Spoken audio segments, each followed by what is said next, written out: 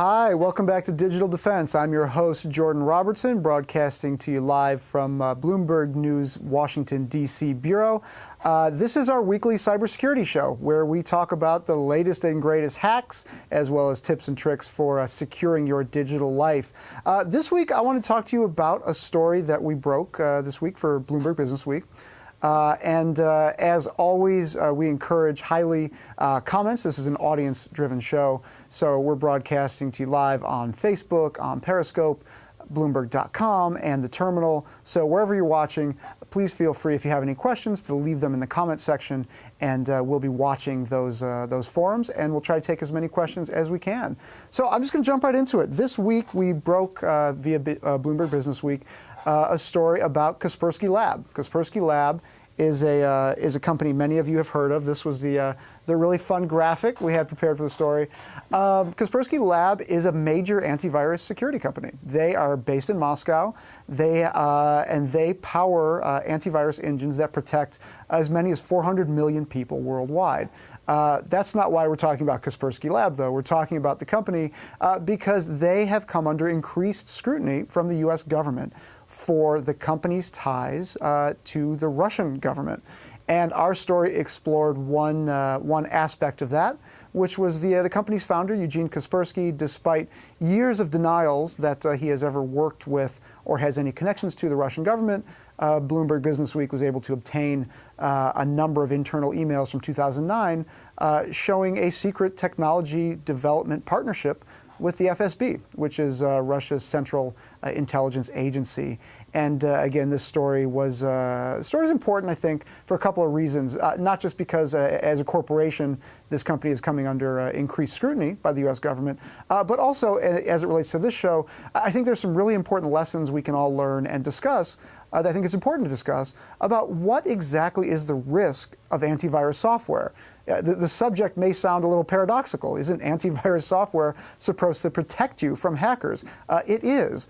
It depends who's doing the protecting, though. And that's the topic I want to dive into today. So if you have any questions about the security of your security software, that's the topic we're going to be talking about today here on Digital Defense. So let's just dive right in. One of the things that the story mentioned was that part of the problem with antivirus software is its own security depends on who controls it. So if you're a U.S.-based company, you are going to be subject to any U.S.-based investigations or laws or court decisions regarding how you administer that technology. And if the U.S. government wants access to your computer, if you are the target of an investigation, and they have a way in through your security software, which I should mention runs at a very privileged level on your computer. There are very few programs that run with as many privileges by design as your security software. That's a potential avenue for attack. And I should say, if the court's approved, a legitimate level of attack, many would say.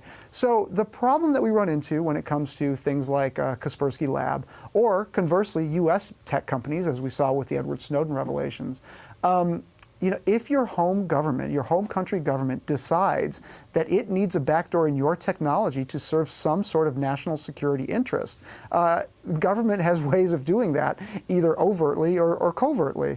And you as a company have very little recourse. I'm reminded of the case in which Yahoo, some previously sealed documents related to Yahoo's attempts to hold off the U.S. government's requests for data led to increasingly large fines against the company for every day and every week that they didn't comply. So there are severe penalties for not complying with your home country government's requests. And the point of the concerns about Kaspersky Lab is, I should say out the gate, we don't have any evidence Kaspersky Lab has done anything nefarious with its software, and none that we've seen at least. The government may have and likely has, apparently different information, but we have not seen that. That has not been made public. The issue here with Kaspersky Lab is the overarching concern that its antivirus software could be used in service of gathering information about U.S. citizens. And the way that's done is again, antivirus software or any other security software runs at a very privileged level on your computer.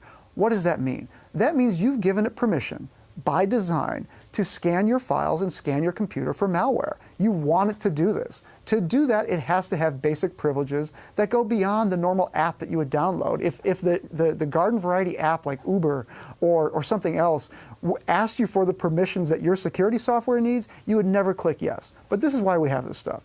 The problem becomes if that software is updated, and if it is updated maliciously, you'll never know that. So if the Russian government, hypothetically, were to go to Kaspersky Lab and say, we want you to update these people's computers in this very specific way that makes them compromised for attack. If the company is forced to do that, and again, let's not pretend we're all naive newbies here. After the Snowden revelations, it's very clear governments can make companies do things. And I'll say it again because this subject gets lost on a lot of people.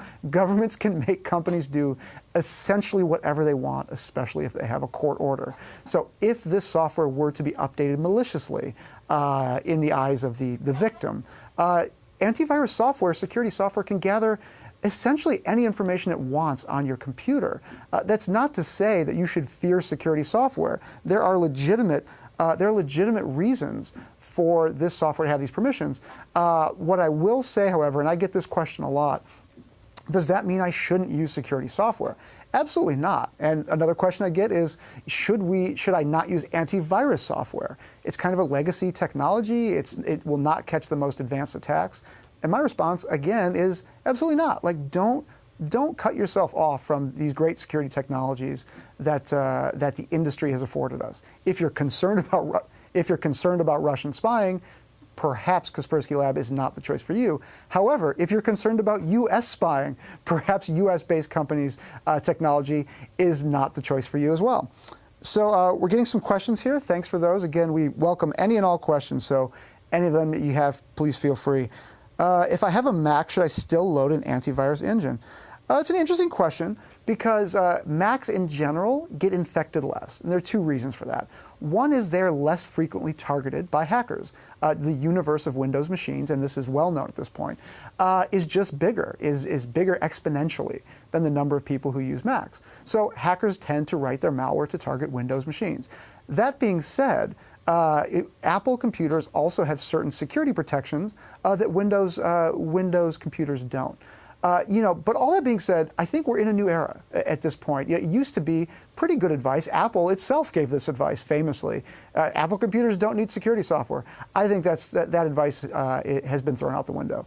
I think it's very clear that Macs can get hit with attacks just like Windows computers can. So if there is a security software that you like and you feel will protect you better than the technology that comes pre-installed on these computers, then I'd say by all means, it does afford you a level of protection. But there's a huge caveat in any of these discussions, and I hope is one of the takeaways that anybody watching gets from some of these discussions, is that security software can only go so far. The way that attackers get inside networks, by and large, is phishing emails. They want you to click on something that tells your operating system, whether it's Mac or Windows or whatever, I give this program permission to run. That's what happens in a phishing scheme, is you click on a link, you're not just clicking a web link, you are clicking yes to a question of will you allow this program to run, and in a privileged state. It's game over regardless of whatever security software you have at that point. So yes, it's good to use security software. There are definite advantages to it. Kaspersky Lab, I should note, even though it's been the subject of some tough stories by us and others as well, the industry regards it very highly. It's actually a very, very good antivirus engine, and I've said this many times. And they have a world-class research team. So as an antivirus engine on its own, it's actually very good, and many others are good as well. So that's my advice on that subject. Next question here is, don't most new computers come with antivirus software pre-installed?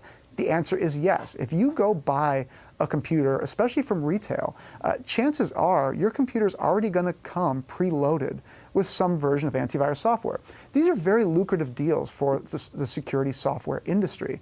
If they can get Dell or HP or Lenovo or any other large PC maker to embed their software at the point of purchase, that's really valuable, because what typically happens is this software will come pre-installed, you'll get some sort of limited license, whether it's 90 days or a year or whatever, and then after that the software is already on your computer, so it will prompt you to pay for the next upgrade. Again, on its own, it's not the worst thing in the world. However, if you are concerned about Russian spying, the U.S. government has made it pretty clear that they consider Kaspersky Lab potentially a national security threat. Again, no evidence it's been used for malicious purposes, but the Trump administration, in fact, has limited Kaspersky Labs, the availability of Kaspersky Lab to certain U.S. government agencies based on these concerns. So my advice is always kind of the same on this. You've got to figure out who you're concerned is going to be spying on you. In general, for most people, the biggest concern is ourselves. We click on things we shouldn't. We infect our computers when we didn't mean to. That's going to be the biggest concern for most people. So if you have a piece of security software that you like, again, Kaspersky Lab is actually a very good piece of software, then by all means use it. But just be aware that whenever you install one of these pieces of software, you do open a door to the potential that it could be used against you, which is, again, is an odd concept because security software is supposed to protect us, but it can also be a vector for attack. Getting some good questions here. Please feel free to keep them coming. Do other countries use the same antivirus software as the U.S.? Are we ahead or behind when it comes to this technology? The answer to this question is yes, there are regional differences. Kaspersky Lab, again, the topic of our discussion, they are very big in Russia. They are very big in the Middle East. They're big in Africa. They're big in Latin America as well. These are markets that some U.S. companies have struggled to penetrate. And conversely, technology that's widely used in the U.S., Symantec and McAfee and things like that, they're not as widely used overseas. China has its own flavor of security software as well. So yes, there are absolutely regional differences in these companies. And in fact, that's one of the reasons that companies like Kaspersky Lab, or some of these foreign to the U.S. companies, they produce some of the best research and most interesting research on cybersecurity threats because of who their clients are. They just see different attacks. For example, in the Ukraine is being hammered by Russian state-sponsored hackers. Security companies operating in the Ukraine get a much different view of the Russian threat than other companies might. And that's really valuable because when you learn about these threats, it's not just some esoteric purpose so you can publish research. That's certainly part of it. It's so you can improve your own defenses. It's really valuable. So these geographic differences do matter. And when it comes to are we ahead or behind in terms of technology, when it comes to antivirus engines, they're all pretty much the same. They have different features and functions and things like that. But in general, the industry, the baseline is kind of set already. There aren't massive differences between them, but there are some important distinctions. So I wouldn't say the U.S. is ahead or behind in that regard at all. However, the United States is the home base of the cybersecurity industry, and as the world's biggest economy, one of the key markets you'd want to sell into, whether you're selling to corporations or consumers. A data point I might want to add is that the U.S. and Western Europe are Kaspersky Lab's by far biggest markets. So this whole controversy that we've been writing about and that the Trump administration has continued to stoke with some of its latest allegations and actions poses a very significant threat to this company because Kaspersky Lab, 60% of its revenues come from the U.S. and Western Europe. Part of the reason for that is it may have a large market penetration in Russia, but it's a less rich country. So people are not going to be willing to pay as much for the software as they might in a Western country. Question here, what are email services doing to stop phishing emails? Well, they're doing a lot. I think this question relates to process. Like when I get an email, how do I know that Google or Yahoo or whomever or Outlook is protecting me from phishing? One of the ways they do that are called indicators of compromise.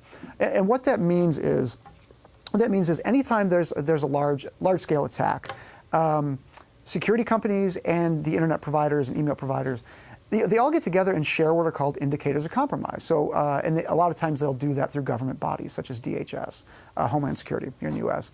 And what they'll do is they'll share these indicators of compromise, and they will flag them anytime anybody sends an email from, let's say, servers or infected computers that are known to be sending malicious files or sending attack files. Those emails will be blocked. It's a good solution. It's an intermediate solution. Because what hackers do is they change their, it's called infrastructure, their attack infrastructure all the time. What that means is they change the computers that they're attacking people from. And what that means for internet providers and email providers is it's very hard to keep track of where these attackers are coming from. So when you see things like the Democratic hack of the U.S. 2016 election, that all started with phishing emails. And these were phishing emails that got through Google. These were phishing emails sent through Gmail. And I should say, Google has a very highly sophisticated anti-phishing operation. They have some of the best cybersecurity researchers in the world. It is not that Google is asleep at the switch on this particular issue. It's that the attackers move quickly. And you can't just block willy-nilly traffic that you suspect might be malicious, but you don't have any real factual basis for that. So that's the cat and mouse game that hackers play with these companies. So the short answer to your question is phishing emails will get through to your email accounts. And I should also say they will look really good. They will look very convincing. They will look like a letter from your boss. They will look like a message from HR. They will be absolutely convincing. My best advice on what to do to protect yourself against those kinds of phishing emails is not go out and buy a bunch of security software. It'll certainly help. But the biggest one is a lot of these attacks require 2 stages. They require you to click on a link, and as in the DNC hack in the 2016 presidential election, here in the US, they require you to enter your personal information on a second screen. I heard this advice a long time ago. It's like if you're ever kidnapped or if you're ever the target of a physical attack, fight like hell to not go to the second location. I think it was Oprah. Somebody like that. So, because that's where all the bad stuff happens. The exact same thing is true in cybersecurity. It's not so much the first bad thing that happens that is the bad thing. It's the second thing. So if you click a link and it prompts you for your credentials, your username and password, think of that example. Think of that example of it's the second phase that's really going to do you harm, and don't enter your credentials. That's the best advice I can give on that, because that's where the bad stuff happens. Next question here is, let's say my antivirus software is hacked. What do I do now? Well, the thing about this question is the type of hacks, quote unquote, that I'm talking about involve nation-state actors. So this would be the Russian government going to Kaspersky Lab with a court order saying, you will do this for us. You will help us hack these computers. They won't be allowed to talk about it. In fact, they'll be thrown in jail if they talk about it. The same has been true in the United States for companies that cooperate on these national security letters. There are steep fines, there's potential jail time, all kinds of bad things can happen. So what I'm talking about is if your antivirus provider is hacked, you'll never know that. You'll never know that at all. So there's really not a whole lot you can do in terms of protecting yourself from an antivirus attack. However, there is a piece of advice that I give all the time that I think is relevant to this question. And it's kind of a hack or a trick that I think is really useful. So a long time ago, a cybersecurity professional told me a really good way to protect your computer is to run it in 2 modes. You have the administrator mode, which gives any software that enters your computer access to do bad things. This person told me, set up a guest account. And again, this is advice I give all the time. Set up a guest account and use that for all your sensitive stuff. Because even if you get infected, it's going to be a lot harder for the attacker to install their malicious software and keep it there. Even if they manage to install a cutting-edge, high-level software, chances are it's going to disappear when you reboot. So that's just a piece of advice I like to give. There's not a whole lot you can do. If you suspect your antivirus software is hacked, that probably just means your computer is hacked. And the advice there is to wipe the hard drive, wipe the operating system, and just reinstall it and start over. Does the same advice go for firewall software? Can that be hacked too? Basically, anything can be hacked. I mean, I think you could swap in any technology into this question and say, could a firewall be hacked? Of course, a firewall could be hacked. Some easier than others. Could your antivirus be hacked? Sure. It could be a vector for attack. Some easier than others. The bigger question we're getting at here is who makes that technology? Is it U.S. made? Or is it Russian made? If it's Russian made, and you're concerned about potential Russian spying, that's something you should just be aware of. And I hope that that's something you take from the show, which is it matters a lot who makes your technology. Not because they're inherently bad, not because they inherently want to spy on some other country, but because any company doing business anywhere in the world, I don't care what country you're in, you're going to have to comply with the laws of your home country. And that's the big message. And that's not necessarily an anti-Russia thing. That's just a general business practice thing. Next question here is, can you tell us specifically what are the exact threats or hidden risks? Sure, this is a question I like a lot because as reporters, one thing that readers may not know is that we have to go so much deeper on some of these subjects than we can ever put into a story. So for a story like our Kaspersky Lab one, whose image I showed you earlier, we had to learn a whole lot about my colleague Mike Riley and I had to learn a whole lot about what exactly is it that an antivirus engine could get the Russian government if they decided to abuse this channel into your computers. And the answer is a whole lot. The threat is this. The threat is not that somebody would sit over your shoulder monitoring you all the time as a hacker. The threat is that your security software could be used to scrape information about your computer and identify some really important things. It can identify where vulnerabilities exist on your computer. It can prevent those vulnerabilities from being fixed. So that's kind of the key thing, is for security software to work, it has to know where the vulnerabilities are on your computer and then how to fix them. Well, you think about it, for an attacker, that's a pretty great capability, because what you can do is tell that software, don't fix that vulnerability, and then I'm going to send my exploit right through that takes advantage of that known vulnerability on your computer. It's a very powerful capability. So that's the big risk. We're talking about kind of Trojan horse technologies here. Any technology that's allowed to do things at a highly privileged level on your computer is a potential risk. Antivirus happens to fall into one of these categories that just kind of enables these pretty perfect attacks if they're abused. So with that, we've run out of time here. I really want to thank everybody for commenting. We really love the engagement. We also like to continue it offline as well, to the extent we're able. So if you want to write to me, I'm on Twitter. It's at JordanR1000, Jordan, the letter R1000. And you can tweet to us on Bloomberg Technology as well. That's the Twitter handle, @technology. We welcome all questions offline and are happy to respond to as many as we can. So with that, we're going to wrap for the week. Thank you all for watching. We broadcast every week at 12 noon Eastern Time here in Washington, D.C. If you want to check out our webpage, it's bloomberg.com/technology. We've got links to these shows as well as those by a colleague named Mark Gurman called Gadgets with Gurman. We also have links to a great podcast we do called Decrypted. And in fact, this week we do have a great new podcast on this exact topic, where we play some never-before-heard audio from Eugene Kaspersky discussing some of these ties to the Russian government. So please feel free, go check it out, let us know what you think. And with that, we'll wrap, and thanks again for watching Digital Defense. We'll see you next week.